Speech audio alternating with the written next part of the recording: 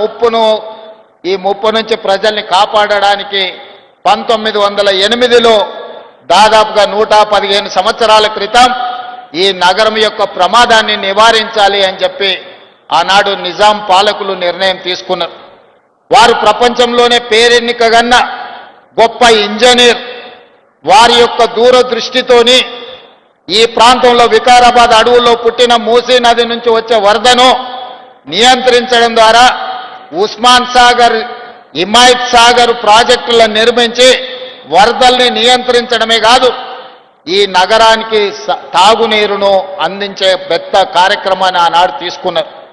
1920-22లో ఈ ప్రాజెక్టులను పూర్తి చేస్తే 100 సంవత్సరాల పైగా ఈ నగరానికి వస్తున్న వివిధ జిల్లాల ప్రజల్ని, వివిధ రాష్ట్రాల ప్రజలను, వివిధ దేశాల నుంచి వచ్చే ప్రజలకు ఈరోజు తాగునీరు అందుతున్నది అనంటే ఆనాడు నిజాం సర్కారు దూరదృష్టితో ఆలోచన చేసి ఉస్మాన్ సాగర్, హిమాయత్ సాగర్ ప్రాజెక్టులను కట్టడం ద్వారా ఈరోజు మనకు తాగునీటి సమస్య తీరింది.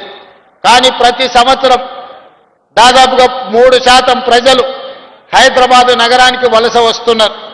ఈ ప్రాంతంలో ఉద్యోగాల కోసం, ఉపాధి కోసం, ఈ నగర అభివృద్ధిలో భాగస్వాములై ఈనాడు 1.5 కోటి జనాభాకు దాదాపుగా మనం పెరుగుతున్నాం. 1 కోటి పైన జనాభా ఉన్న ఈ ప్రాంతానికి ఆనాడు కాంగ్రెస్ పార్టీ అధికారంలో ఉన్నప్పుడు మొట్టమొదట మంజిరా నది నుంచి 1965లో ఈ నగరానికి ఉస్మాన్ సాగర్, హిమాయత్ సాగరే కాదు ఇంకా నీళ్లు కావాలి అని మంజిరా నది మీద నుంచి మన నగరానికి తాగునీళ్లను తీసుకొచ్చారు. ఇవి కూడా సరిపోలేదు. మీకందరికీ తెలుసు, ఆనాడు పెద్దలు పి జనార్దన్ రెడ్డి గారు ప్రతిపక్ష నాయకుడు ఉన్నప్పుడు ఎండాకాలం వచ్చిందంటే సచివాలయం ముందల కుండల ప్రదర్శన ఉండేది. నగరంలో ముఖ్యంగా బస్తీలలో తాగునీటి సమస్యను పరిష్కరించడానికి 4 రోజులకు, 5 రోజులకు, వారానికి ఒక్కసారి ఆనాడు తాగడానికి నీళ్లు వచ్చేవి. పేదలు పడుతున్న కష్టాలను చూసి పి జనార్దన్ రెడ్డి గారు ఆనాడు నిరంతరం పోరాటాలు చేయడంతో ఈ మంజిరా నది, అదేవిధంగా ఉస్మాన్ సాగర్, హిమాయత్ సాగర్ నదీ జలాలే కాదు కృష్ణా నది జలాలను తరలించడం ద్వారా నగరం యొక్క దాహార్తిని తీర్చాలని ఆనాడు నిర్ణయం తీసుకున్నారు. అందుకే కృష్ణానది నుంచి, నాగార్జున సాగర్ నుంచి ఈ నగరానికి తాగునీటిని తరలించే కార్యక్రమాన్ని 2002లో ప్రారంభించారు. ఆ తర్వాత ఫేజ్ 1, ఫేజ్ 2, ఫేజ్ 3 3 పథకాలను ఆనాడు Congress party doctor YS Rajasekhara Reddy గారు ముఖ్యమంత్రిగా ఉన్నప్పుడు కొనసాగించడం జరిగింది. అదేవిధంగా కృష్ణానది జలాలు సరిపోవన్నప్పుడు గోదావరి జలాలను కూడా ఇక్కడికి తరలించాలని శ్రీపాద ఎల్లంపల్లి నుంచి గోదావరి జలాలను హైదరాబాదు నగరానికి తరలించే కార్యక్రమాన్ని కూడా మనం తీసుకోవడం జరిగింది. ముఖ్యంగా రాజశేఖర రెడ్డి గారు ముఖ్యమంత్రిగా ఉన్నప్పుడు, శ్రీధర్ బాబు గారు మంత్రిగా ఉన్నప్పుడు శ్రీపాద ఎల్లంపల్లి నుంచి గోదావరి జలాలను తరలించే కార్యక్రమాన్ని ప్రారంభించుకుంటే అవి 2016 సంవత్సరంలో నగరానికి వచ్చినాయి. ఆనాడు ఉన్న తెలంగాణ రాష్ట్రంలో మున్సిపల్గా మంత్రిగా ఉన్నాయన ఒక ఆయన కాంగ్రెస్ పార్టీ చేసిన పనులకు షామీర్పేట దగ్గర పోయి గోదావరి జలాలు నెత్తి మీద చల్లుకొని ఫోటోలు దిగి ప్రజల్ని మభ్యపెట్టే ప్రయత్నం చేసిండు.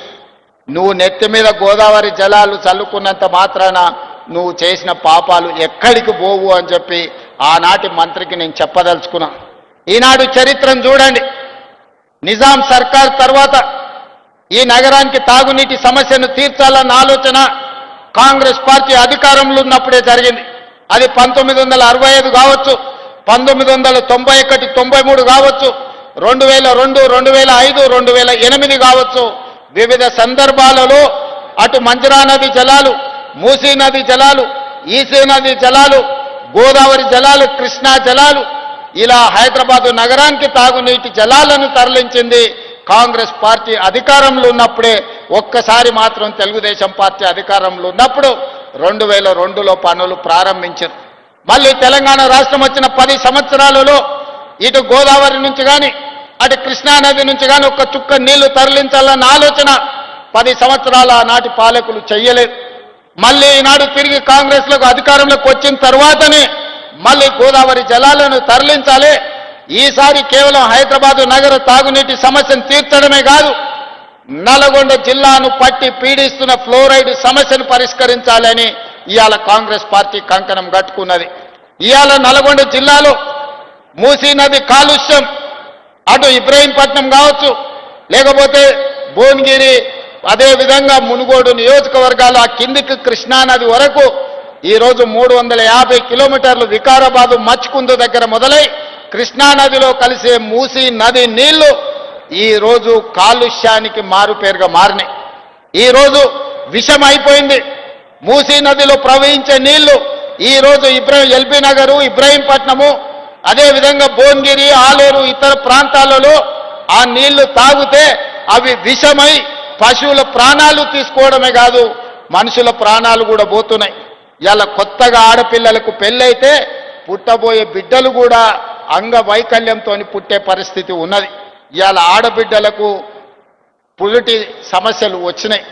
అందుకే నల్గొండ జిల్లాలో తిరిగినప్పుడు, నల్గొండ జిల్లా ప్రజలతో నేను మమేకమై కలిసి నడిచినప్పుడు ఆ ప్రాంత శాసనసభ్యులు అనిల్ కుమార్ ఇక్కడనే ఉన్నాడు, భువనగిరి ఎమ్మెల్యే.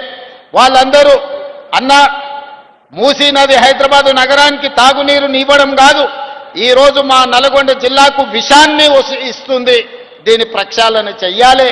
మీరు ఏ విధంగా ఈ మూసీ నదిని పునరుజ్జీవింపజేయాలి అని నల్గొండ జిల్లా ప్రజలు అడిగిన. ఆనాడే మాట ఇచ్చిన, తప్పకుండా మూసీ నదిని ప్రక్షాళన చేస్తాం, మూసీ నదిని పునరుజ్జీవింపజేస్తాం.